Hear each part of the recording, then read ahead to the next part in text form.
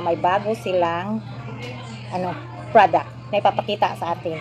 Tapos, hindi sila nagdadala ng picture or so ang ginagawa ko is nagpiprint ako at yun ang ididikit ko doon sa Tita Barla Loving Life. Yes, welcome to my vlog.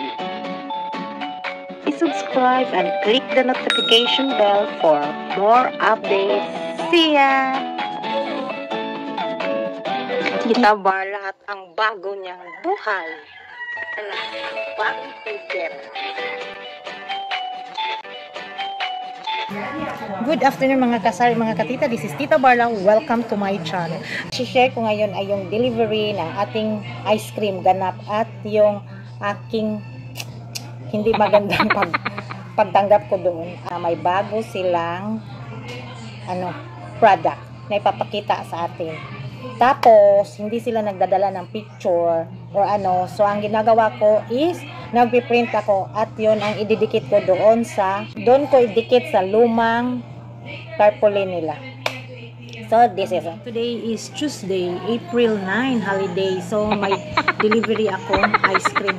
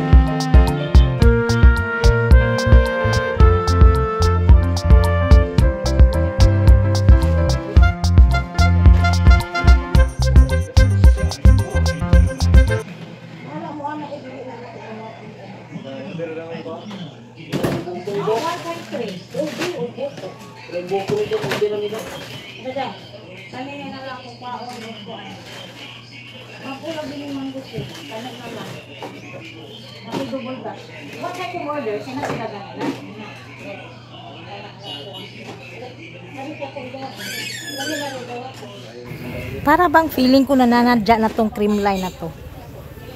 Kadami-dami ba naman ditong extra na 1.3 liters. Ang order ko lang is 2. Tapos namili na lang ako kasi yung isa is walang stock doon sa order ko. So namili na lang ako kung mas mabenta sa akin. Nabanggit ko na to kay ahente kasi iba si ahente at saka si delivery lang. So last time nabanggit ko na kay ahente, sabi niya, si ahente hang nagsabi, huwag mong tanggapin yung hindi mo order. So ayun, may lakas loob na akong nag-say no ngayon. Bahala na sila dyan.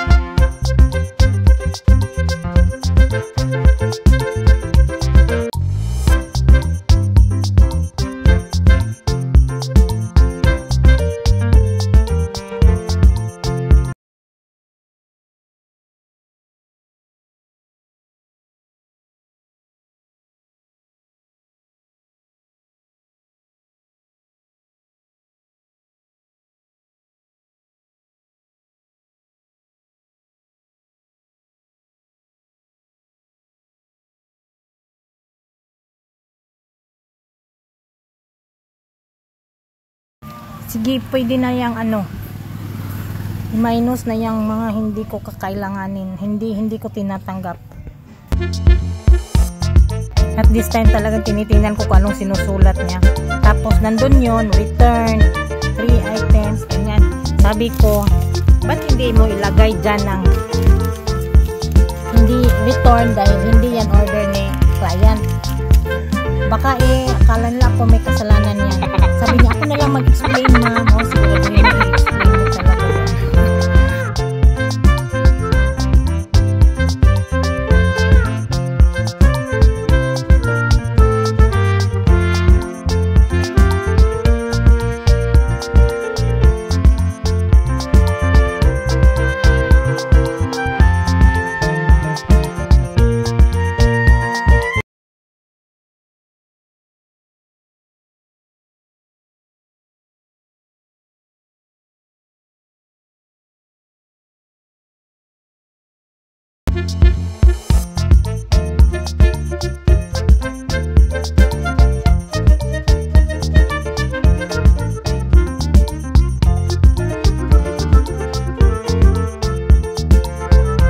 Sakaling ganyan, di ko naman yan binabayaran, no? Sinong magbabayad naman niya ako kung kasi yung sinusulit. last time is meron silang dala. Yan, tinanong ko Tinanggap sila sa ko. office daw, bahala Pero na daw ngayon, yung ang office na. dami-daming galon-galon ang dinala, yung 1.3 liters.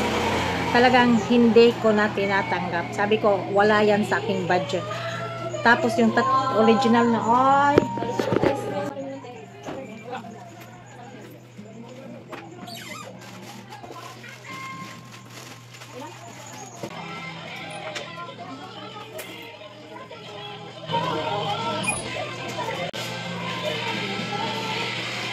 so ayun, balik tayo. Bumili ng Sabi ko nga, wag na akong dalhin ng iba-ibang flavor, iba-ibang, yung bang dagdag. Tapos mga mahigit, malapit na yung 3,000. Sabi ko is, ayoko doon. Bayaran ko na lang is, ito pala.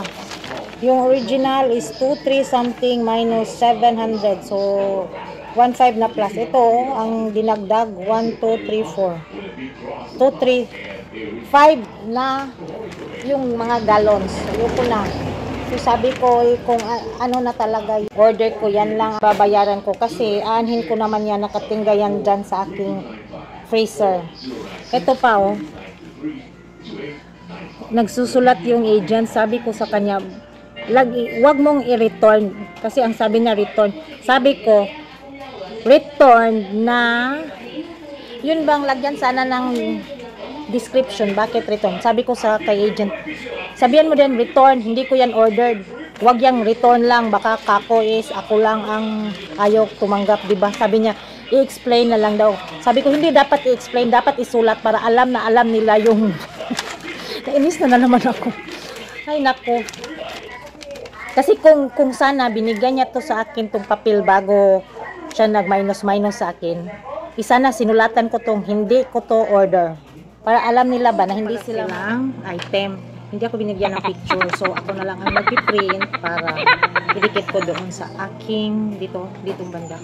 Idagdag ko to para malalaman din ng mga tao. Sabi ko nga kay delivery, sana nagbigay kayo ng picture. So, ito ay gugupitin ko.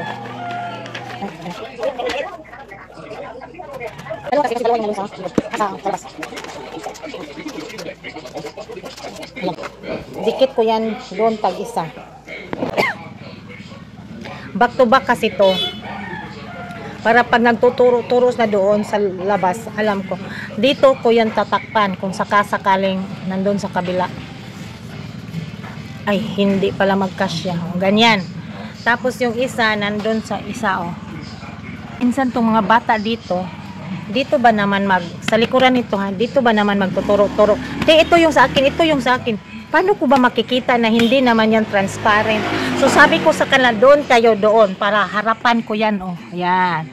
So dalawa dyan. Para makikita ko. So ngayon, lalagay na natin yun doon. Hindi ko na to ilalaminate kasi sayang ang lamination ko. Ano na lang, babalutin ko na lang to ng scotch tape.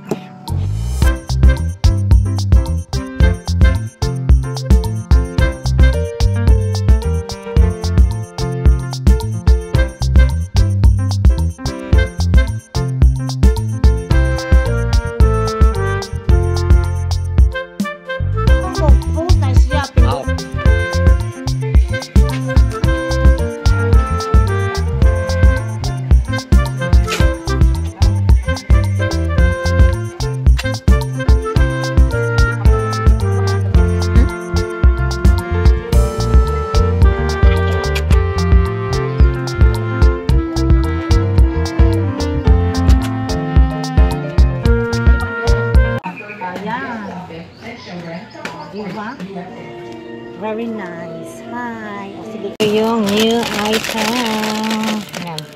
Milky Moo. Yan.